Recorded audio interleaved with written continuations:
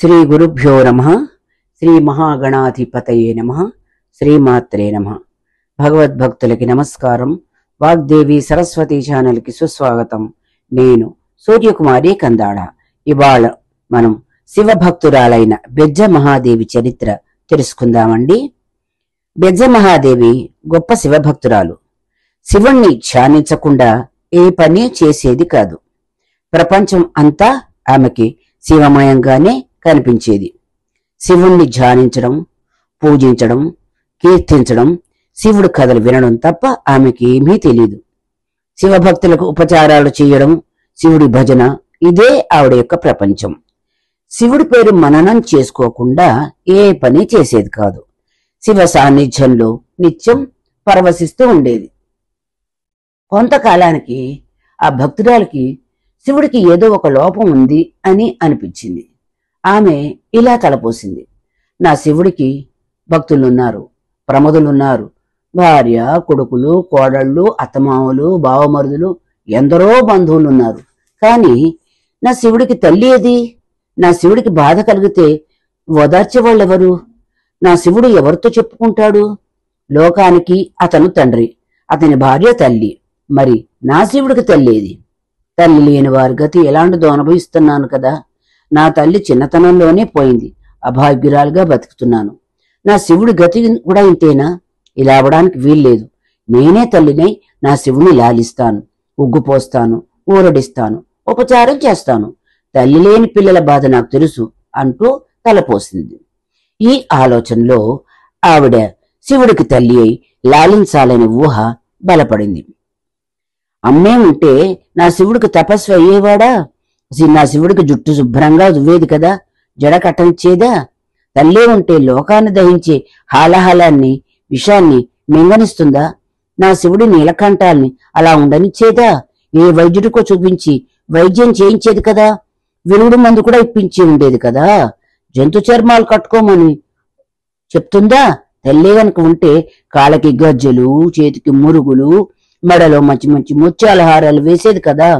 అంతేగాని పాముల్ని మెడలో వేసుకోమని అవే కంఠాభరణాలే అని ఒప్పిస్తుందా? ఒంటి నిండా బూడిద పూసుకొనిస్తుందా?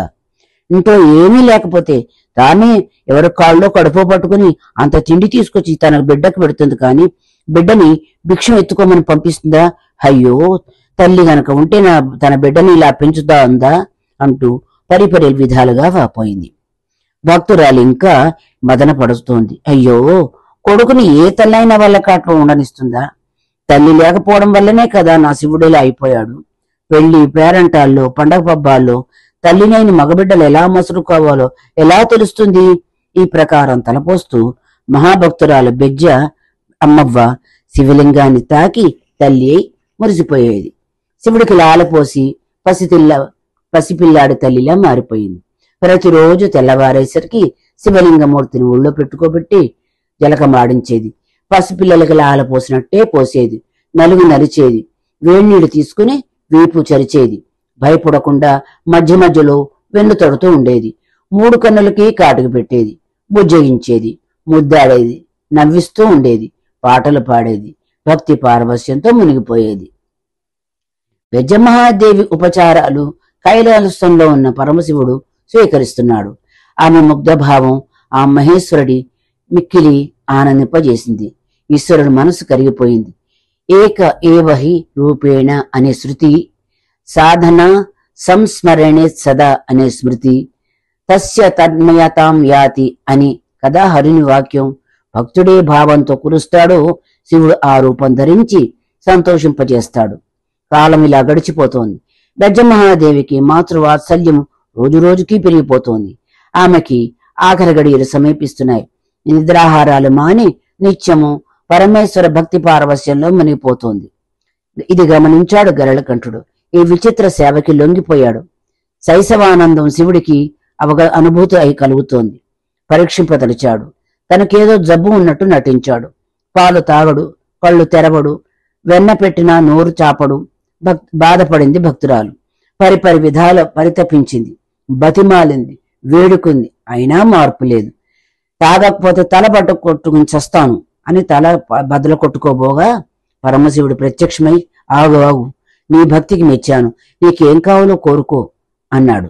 అప్పుడు స్వామి, నాకే కోరికలు లేవు, నువ్వు సుఖంగా ఉంటే అంతే చాలు, ఈ కళ్ళతో నిన్ను చూసుకుంటూ ఉండాలని కోరిక అని బదులిచ్చింది. పరమేశ్వరుడు మిక్కిలి ఆనందించి, అమ్మవ్వా, నాకే కాదు ముల్లోకాలకి ముత్తవ్వయ్యావు, నీ వంటి తల్లి ఉంటే ఈ లోకానికి చింత అనేది ఉండదు అని చెప్పి అంతర్ధానమయ్యాడు. శివుడికి తల్లి అవడం వల్ల ఆనాడు నుండి ఆమెని అమ్మవ్వ అంటూ పిలిచేవారు. ఇంతటితో బెజ్జమ్మనాదేవి చరిత్ర సంపూర్ణం. మళ్ళీ వేరే భక్తుల కథతో మిమ్మల్ని కలుస్తానండి. ఉంటానండి. నమస్కారం. సూర్యకుమారి కందాళ.